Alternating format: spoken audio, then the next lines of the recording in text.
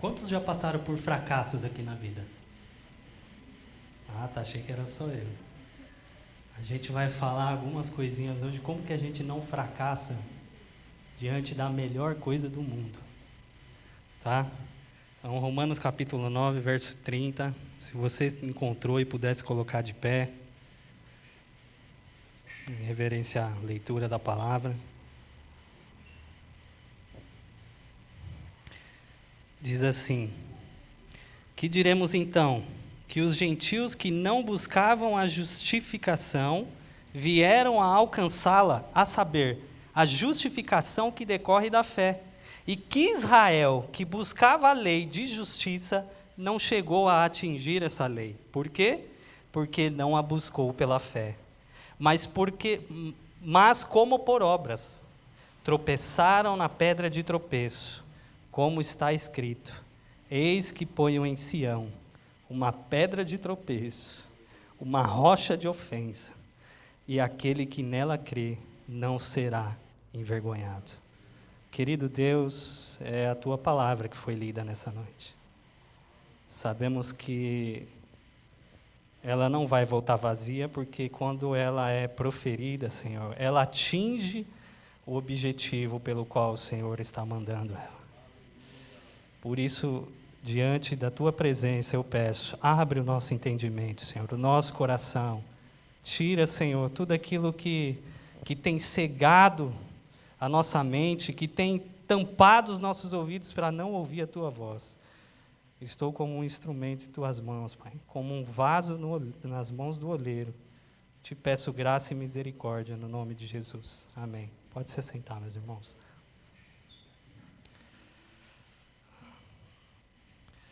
Há alguns meses atrás, o pastor trouxe uma série de mensagens sobre a carta aos Romanos, e eu tive a oportunidade, a felicidade, melhor dizendo, de ministrar Romanos também na escola bíblica. E eu confesso que quando eu cheguei no capítulo 9, foi um grande desafio, porque, obviamente, a grande maioria não sabe, mas o capítulo 9 é um capítulo que é discutido tremendamente ao longo da história pelos grandes teólogos, porque ele vai tratar de um assunto complicado, né? Na verdade, o grande tema da carta de Romanos é a justificação pela fé. E o que é essa justificação, ou melhor, o que é justiça de Deus? Nada mais, nada menos do que a minha e a sua condição diante de Deus. Se nós estamos diante de Deus numa condição aceitável ou não, uma condição de justo ou injustos, a gente não deve se esquecer nunca, queridos, que um dos atributos do nosso Deus é justiça. É um Deus que é justo, que é reto no que faz. E a Tua palavra, inclusive, diz que cetro de equidade está em Tuas mãos, porque Ele julga com justiça. E aí, o grande tema do apóstolo Paulo, então, nessa carta, é sobre essa condição que nós estamos diante de Deus. Só que ele começa, né, um grande estudioso diz que o evangelho, ele sempre começa com uma má notícia. O evangelho, eu não sei se vocês sabem, mas é as boas novas, as boas notícias. Mas essas boas notícias sempre começam com as más notícias. E é exatamente o que o apóstolo Paulo faz. Do capítulo 1 até o capítulo 3, a partir do verso 20, até o verso 20 do capítulo 3, ele vai falar que a condição do homem é de injustiça diante de Deus. Inclusive, ele vai dizer que o homem, até mesmo tendo deslumbres da presença do Senhor, através das coisas criadas, através da natureza, ele pode olhar e falar: há um Deus, há um ser criado, há um ser criador, melhor dizendo, mas por causa da injustiça do homem, ele pega tudo isso e transforma em idolatria, fazendo, em vez de adorar o Criador, adorando a criatura. E pior ainda, vai dizer que mesmo ele conhecendo a justiça, muitos deles suprimem essa justiça pela injustiça. Parece que é algo tão atual para nós, né? As pessoas que conhecem a justiça, mas a oprimem pela injustiça, né? Mesmo elas conhecendo. Então, ele vai trabalhando isso, e falando, inclusive, que até mesmo os religiosos, Até mesmo o judeu não estava longe disso. Eles também estavam injustos diante de Deus. E aí, a partir então do verso 21 em diante, Paulo agora começa a trabalhar essa ideia da justiça de Deus que é manifestada no homem. Ele vem falando que essa justiça vem decorrente de alguém que a fez, que é Cristo, que ele é justo e é justificador. E aí ele vai trabalhando no capítulo 4 alguns exemplos para demonstrar que essa justiça sempre foi decorrente da fé. Capítulo 5 ele fala dos frutos dessa justiça, dessa justificação que o Senhor imputa sobre as nossas vidas, nos tornando justos diante dele. E aí o capítulo 6 ele fala agora que nós somos livres do pecado, ele vai tratando. Chega no capítulo 8, queridos, é o ápice de Romanos. O capítulo 8 é o capítulo do Espírito Santo. Ele vai falando como é que o Espírito Santo age na vida do crente, e aí ele finaliza com uma promessa maravilhosa: nada nos separará do amor de Deus. Capítulo 9, então, fica a pergunta para nós. Como que pode, então, eu e você acreditar nas promessas do Senhor, crer que de fato elas vão se cumprir, de que nada vai nos separar do amor de Deus, se o próprio povo dele, que era o povo judeu, que era o povo de Israel, não estava crendo nas promessas, não estava buscando essa justiça de Deus? Eles não creram em Jesus, muitos deles até hoje não acreditam em Jesus, estão aguardando um Messias. Então como que eu e você pode se assegurar que de fato as promessas do Senhor não vão falhar? Que de fato as promessas do Senhor vão se cumprir na minha e na sua vida? E é aí que o apóstolo Paulo então começa o capítulo 9, dizendo que na verdade, o povo de Israel estava sendo afastado das promessas divinas, porque eles estavam fracassando diante da justiça de Deus. Eles haviam fracassado por conta da sua incredulidade. E é sobre isso que eu quero conversar com você. Como é que eu e você, diante das promessas do Senhor, a gente não venha, como o povo judeu, fracassar diante dessas promessas. Não viemos endurecer os nossos corações. A gente não venha ter um entendimento errado do que de fato é a justiça de Deus, do que de fato é como eu e você devemos nos apresentar diante da presença do Senhor. E eu quero falar sobre 3 coisas, assim, bem rapidamente, pelas quais a gente deve fazer para não fracassar diante das promessas do Senhor. E a primeira dela, queridos, que é para que a gente não venha fracassar, não venha se perder como o povo de Israel tem se perdido, é que a gente tem que entender que a justiça de Deus é alcançada através da fé. Isso precisa ser claro para você, meu irmão. Eu estava conversando, inclusive, com o Alan ontem lá no seminário, de que isso, infelizmente, de ter crescido num lar evangélico, queridos, eu fui a entender quando eu entrei no seminário. É triste isso. E muitos de nós não entendem isso. E é por isso que nessa noite, queridos, eu quero que o Espírito Santo abra o seu entendimento para que você entenda isso, para que a gente não venha fracassar, venha buscar o Senhor continuamente, mas quando chegar naquele dia, vier fracassar, ouvir do Senhor que não nos conhece, você precisa compreender que a justiça de Deus é alcançada através da fé. No verso 30 ele diz assim: que diremos então?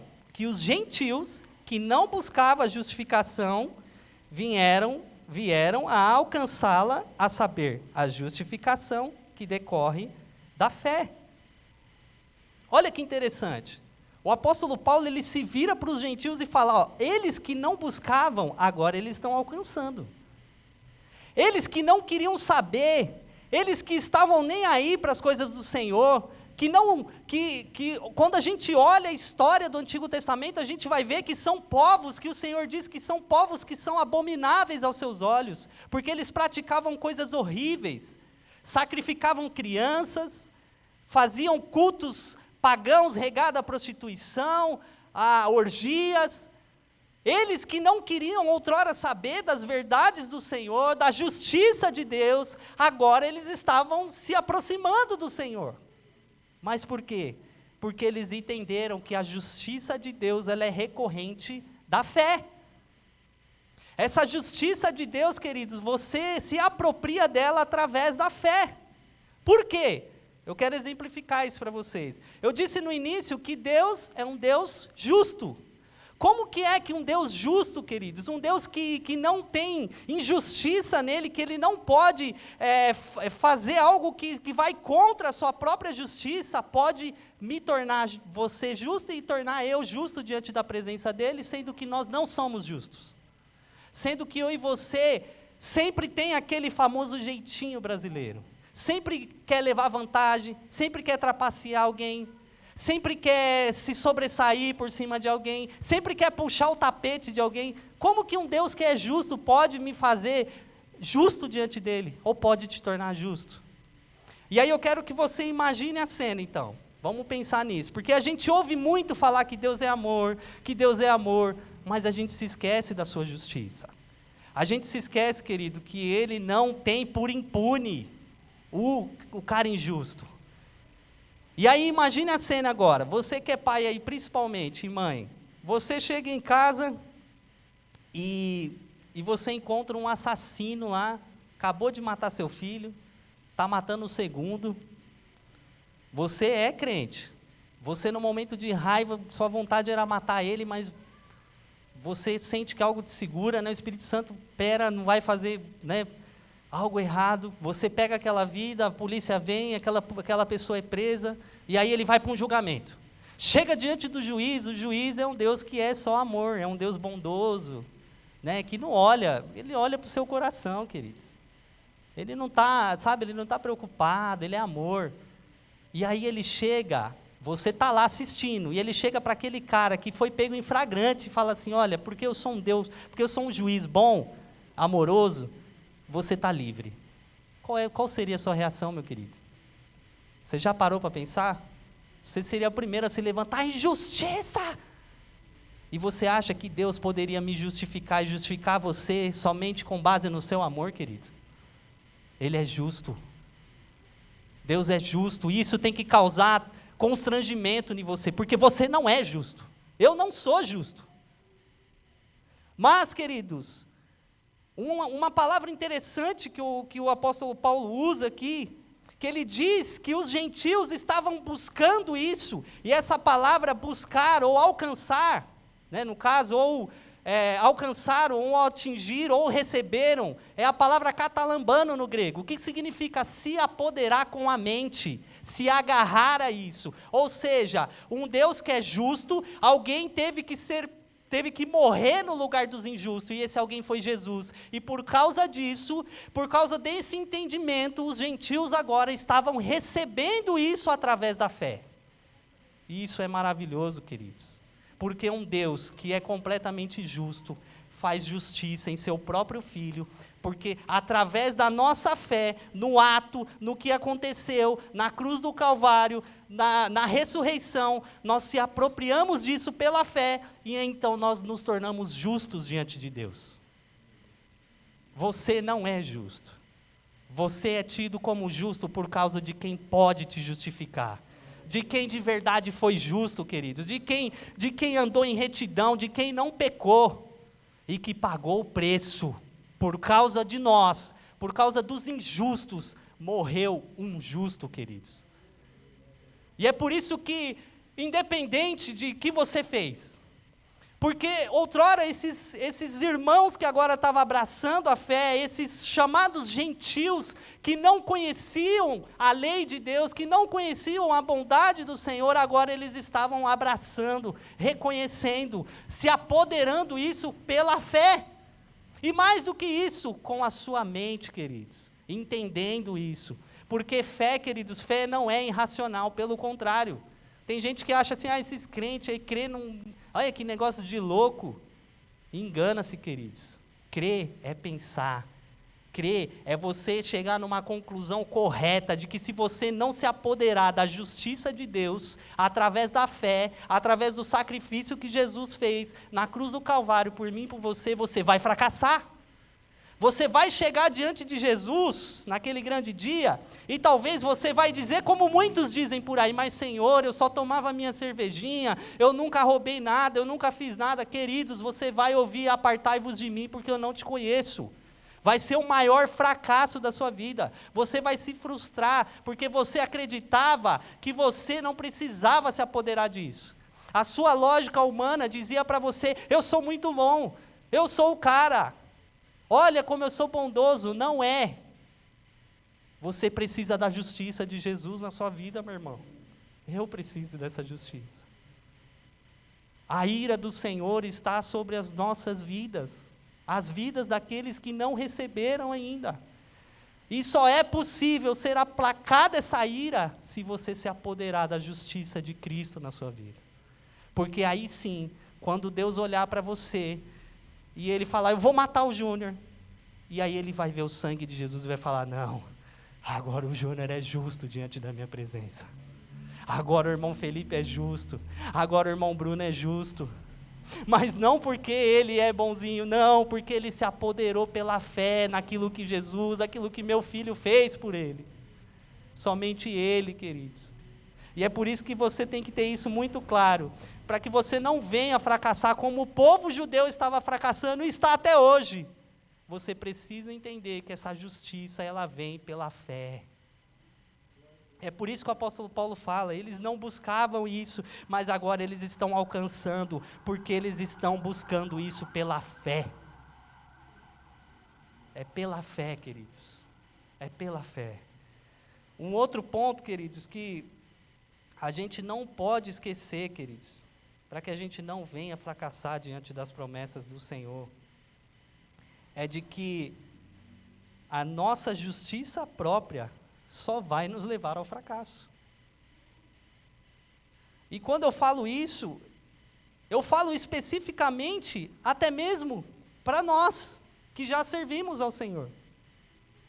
Porque o povo de Israel, o apóstolo Paulo vai dizer, inclusive no início desse capítulo, de que ele dava testemunho, de que, olha, eles receberam a lei do Senhor, eles receberam os cultos, deles são os patriarcas, ou seja, deles descendem os principais, né, Abraão, Isaac, Jacó, até mesmo o próprio Cristo veio do povo judeu, mas eles estavam fracassando. Por quê? Porque eles achavam que era na força do braço deles, eles achavam que era do jeito que eles faziam ali, as regrinhas, era isso que eles iam alcançar a promessa de Deus, e nunca foi assim, nunca foi através da minha e da força do seu braço, queridos. Quando a gente olha para o verso 31 e 32, diz assim: e que Israel que buscava a lei da justiça, ou seja, eles buscavam isso, eles tinham desejo no coração de serem salvos, de alcançar as promessas do Senhor, mas eles não chegaram a atingir. Por quê? E o próprio apóstolo responde: porque eles não buscou pela fé, mas como que por obras, e que por causa disso eles estavam tropeçando, eles estavam fracassando diante da promessa do Senhor. Eles não haviam entendido, queridos, eles não haviam entendido que sempre foi pela fé. É interessante que essa palavra buscavam pelas obras, é uma palavra que ela tem um sentido de se afastar para correr rapidamente, ou seja, se esforçar mais para adquirir algo. Olha que negócio louco, eles não haviam compreendido que sempre foi através da fé. Eles se orgulhavam de dizer assim: nós somos filhos de Abraão, nós somos filhos de Abraão. E aí Jesus vai dizer para eles assim, em capítulo 8 de João: vocês são filhos do diabo. Olha que negócio louco, porque eles haviam deturpado todos os ensinamentos, todo o princípio que a lei de Deus na verdade queria trazer, meus queridos, eles haviam distorcido. Eles acreditavam que a lei de Deus era um manualzinho de regras, de etiquetas, onde assim, eu cumpro aqui, o Senhor tem a obrigação de me salvar, eu faço aqui bonitinho, o Senhor tem mais do que a obrigação de me salvar, porque eu estou fazendo. Ou seja, eu vou no culto de quarta, eu vou no culto de domingo, eu dou meu dízimo, o Senhor tem mais que a obrigação de que me abençoar. E não é verdade, o Senhor não te deve nada, meu querido. Pelo contrário, a única coisa que o Senhor poderia te dar, e que você merece, que eu mereço, é o inferno. Só que eles não tinham compreendido isso. Se você não compreender, queridos, que não é o muito vir à igreja, que não é o muito fazer, que não é o muito dizimar, o muito ofertar, o muito fazer obras. Não é isso que vai te levar a não fracassar diante das promessas. Pelo contrário, você vai fracassar como eles. Como muitas das religiões que a gente vê por aí, o homem sempre tem uma propensão a querer fazer obras para poder alcançar algo do divino, para querer se aproximar de Deus. E aí eu sempre comento isso, que o pastor Júnior é muito feliz quando ele fala isso aqui, que a gente não se santifica ou faz mais ou jejua mais para se aproximar de Deus. É sempre o contrário, nos aproximamos de Deus pela fé, e aí sim agora nós vamos andar em boas obras. Até porque, queridos, a Bíblia diz que a minha e a sua obra é trapo de imundícia diante de Deus, não serve para nada. Sabe por quê? Porque elas são sempre regradas a um sentimento contrário ao que de fato deveria ser. Exemplo, muitas pessoas, elas fazem boas obras para serem vistas pelas pessoas, não porque elas de fato querem fazer. Muitos, queridos, se vestem de capa de espirituais para mostrar para as pessoas, olha como eu sou crente, olha que como eu abro essa palavra e Deus me usa com falso propósito, querido, com falso sentimento, com sentimento errado, com sentimento de barganhar com o Senhor, de mostrar para os outros que você é melhor. E esse é exatamente um dos motivos que o povo de Israel fracassou, queridos. Porque eles faziam tantas regras para mostrar que eles eram melhores. Jesus vai dizer, inclusive, que eles jejuavam e faziam até cara de triste para mostrar para as pessoas, olha, eu estou jejuando, olha como eu sou espiritual. E eu e você muitas vezes estamos assim dentro da igreja, queridos, se achando os espirituais, se achando a última bolacha do pacote, quando na verdade nós estamos fracassando diante das promessas do Senhor. Eu sempre gosto de dizer que na força do teu braço, meu irmão, male você bate um bolo. E olhe lá que as irmãs hoje usam tudo batedeira, nem usa mais na força do braço. Quando a gente fala de fé cristã, você e eu não temos nada que a gente possa fazer se não receber pela fé, meu irmão. Não tem, queridos, não tem outro caminho. Sabe por quê?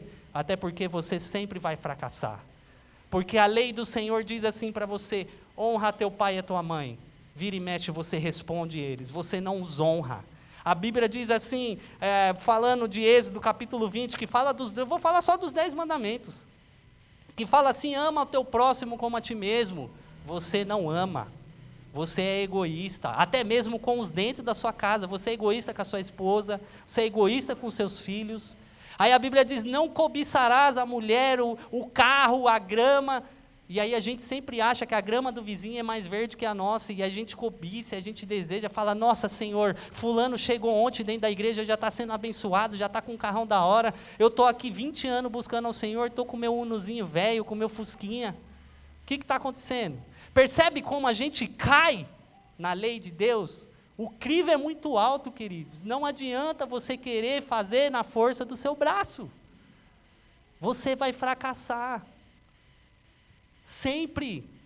Se aproprie das promessas do Senhor pela fé, queridos. E aí sim, óbvio, o Senhor vai fazer com que você ande em boas obras.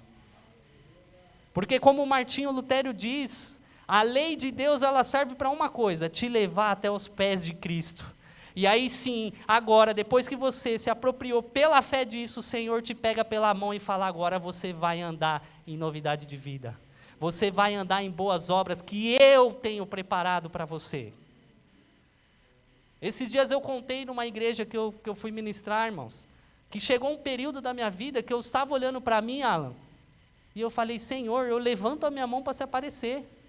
Sério, irmãos, eu fiquei 1 ano dentro da igreja sem levantar a mão, porque eu percebi, olha só como as nossas intenções, muitas vezes é regada de orgulho, de pecados, e eu percebi que eu estava com uma falsa espiritualidade, eu falei, não vou mais erguer a mão, Senhor, até que o Senhor trate isso em mim. E muitas vezes nós estamos assim, queridos, a gente é muito sutil, sabe por quê? Porque a gente faz obras pensando no reino, não, mas é para o reino. Mas o Senhor conhece seu coração, queridos. O Senhor sonda, Ele vai lá mais no íntimo, assim, olha assim, será, filho, que essas mãos que se levantam, será que também o seu coração está se erguendo diante da minha presença? Porque quando nós olhamos para Isaías, eu não me recordo agora o capítulo, o Senhor é muito duro em usar a boca do profeta para falar, esse povo me honra com os lábios, mas o coração está longe. E aí a gente está aqui dentro da igreja, a gente está fazendo obras, a gente está praticando, mas a gente está fracassando diante da promessa. Então, queridos, para que você não venha fracassar, saiba que a justiça de Deus não é decorrente das obras. Para não dizer que não é decorrente das obras, é decorrente de obras sim, mas de Cristo, não suas. Ele fez, Ele pagou. O que você merecia era só a morte. O que eu merecia era só a morte. Por isso que eu achei muito engraçado quando um pastor, ele comentou sobre um trecho de uma música, dizendo, Senhor, traz de volta tudo que é meu. Aí ele falou assim, meu filho, se o Senhor for trazer de volta tudo que é seu, a primeira coisa é justiça dele, inferno e tchau, beijo, abraço. Porque era isso que nós merecíamos. Mas pelo teu grande amor, Romanos capítulo 5 vai dizer que pode ser que uma pessoa morre por um injusto, ou seja, em outras palavras, eu morreria pelos meus filhos, mas agora, quem é que ousa morrer por pessoas injustas? Ele, demonstrando o seu grande amor, morreu por nós, quando ainda éramos pecadores, longe da presença deles, afastados da presença dele, ele ousou, queridos, por isso é pela fé. Terceira e última coisa, já para a gente encerrar bem rápido, para que você não venha fracassar diante da promessa, queridos, você precisa continuar crendo. Parece até besta isso que eu estou falando, mas tem gente que fala que acredita, mas não acredita, irmãos. Porque a gente ouve muito aí, eu não sei, né, quais as experiências que você teve, mas pela misericórdia de Deus, a gente teve muitas oportunidades de fazer evangelismo de rua. E o que a gente mais ouvia era assim, não, eu acredito em Deus, acredito. Só que, queridos, acreditar é diferente de continuar crendo. Não são iguais. Olha aí no verso 30, diz assim, como Isaías disse, verso 33, como está escrito, eis que ponho em Sião uma pedra de tropeço e rocha de ofensa, e aquele que nela crê não será envergonhado. É interessante que aqui Paulo ele faz algo inusitado. Ele mistura 2 capítulos aqui de Isaías. Ele mistura o capítulo 8 com o capítulo 28. Capítulo 8 de Isaías, só para vocês entenderem, Deus usa o profeta para falar, eu vou trazer os assírios para afligir vocês. Vocês têm virado as costas para mim, vocês não estão obedecendo às minhas leis, não estão me buscando pela fé, então eu vou trazer castigo para você. E aí no capítulo 8, a rocha ali é a rocha de tropeço. Por isso, queridos, que as pessoas que não entenderam ainda, porque elas se apropriam da justiça de Deus através da fé, Jesus para ela é uma pedra de tropeço. Por quê, queridos? Aquilo que Jesus fez, a sua palavra, os seus atos, o seu atributo, quando você se depara com isso, você tropeça. Porque você não consegue ser justo diante de Deus sem se apropriar da justiça pela fé. Você está cego. É como você está andando na rua e não vê e tropeçar numa pedra e cair. Eles estavam cegos, eles não estavam vendo, o povo de Israel, que eles estavam desobedecendo a lei do Senhor, eles estavam fazendo coisas abomináveis à lei do Senhor. Então, no capítulo 8 de Isaías, o profeta fala, eu vou pôr uma pedra de tropeço, vocês vão tropeçar, os assírios vão afligir vocês. Só que é interessante que no capítulo 28, falando de pedra, o Senhor já traz uma outra profecia através do profeta, fala assim, eu vou pôr uma rocha, e a qual quem crê nessa rocha não vai ser envergonhado. Olha que negócio louco. E aí o apóstolo Paulo faz essas 2 misturas desses capítulos para trazer uma verdade preciosa para nós. Que se nós não compreendemos que que nós devemos continuar crendo, queridos, nós vamos tropeçar, nós vamos fracassar. Não adianta você só falar que acredita em o Senhor e não andar em novidade de vida. Não adianta você falar que um dia você aceitou Jesus, foi batizado, mas a sua vida não muda. Você está dizendo para o Senhor que você não crê nele, que você não acredita de fato, porque você não vive o que você diz que crê. Tá? É interessante que... E aí ele finaliza falando assim: aquele que nela crê não será envergonhado. Queridos, essa promessa ela é maravilhosa para mim e para você, porque ele nos garante que se nós continuarmos crendo, nós não seremos envergonhados. E é legal que a palavra que ele usa aqui para envergonhado é a mesma ideia de alguém que sofre bullying, de alguém que fica, sabe, você está na roda de pessoas e a pessoa ou te humilha ou faz uma brincadeira e você fica envergonhado diante das pessoas. É a mesma ideia aqui. O que o Senhor está querendo dizer para mim e para você, queridos, que se você se apropriar da justiça dEle através da fé, você largar de acreditar que é na força do seu braço que você vai alcançar as promessas, é na força do seu muito orar, mas se você só simplesmente crer, você não vai ser envergonhado, queridos. Você não vai chegar diante da presença do Senhor e o Senhor vai olhar para você e vai falar: eu não te conheço. Pelo contrário, você vai ouvir do Senhor: vinde benditos do meu Pai. Isso é maravilhoso, queridos.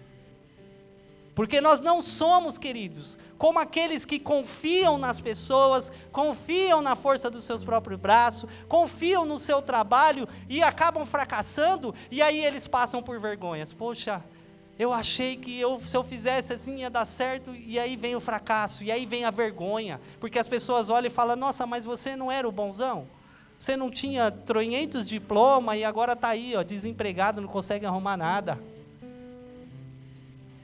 Mas quando nós entendemos isso, queridos, o Senhor diz, palavra dEle, promessa dEle para mim e para você, nós não seremos envergonhados.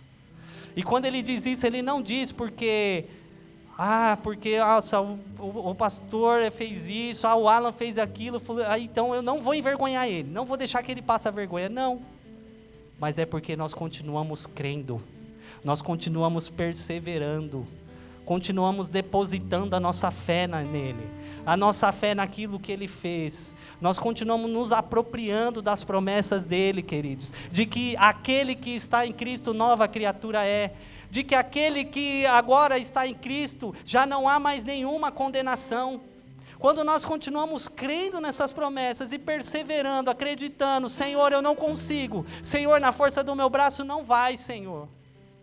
Se colocando, se prostrando diante da presença do Senhor, queridos, aí vem a promessa: filho, você não vai ser envergonhado.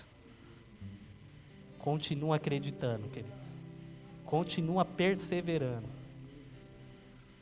Entenda, não é na força do seu braço, é mediante a fé, e nós precisamos continuar crendo.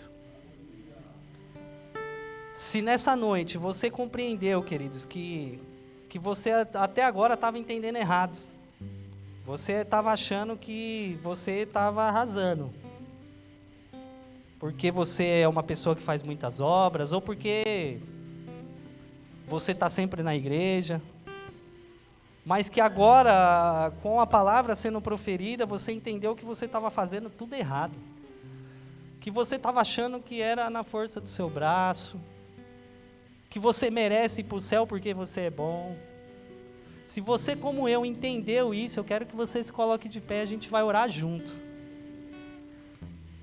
Se você não recebeu ainda essa justiça, você até tem vindo alguns dias já na igreja, você já tem gostado aqui, pô, é legal lá na igreja, o pastor é bacana, o pessoal é bem receptivo, o louvor é legal, mas você ainda não se apropriou, você não agarrou ainda isso, a justiça de Deus pela fé. Você ainda não entendeu que é através da justiça dele. Então, se você nessa noite também compreendeu disso, eu quero que você ore comigo nessa noite, para que você peça ao Senhor para que Ele te torne justo diante dEle. para que você seja um sacrifício aceitável na presença dele, para que ele tire as falsas boas intenções do seu coração, para que somente a justiça dele reine em você.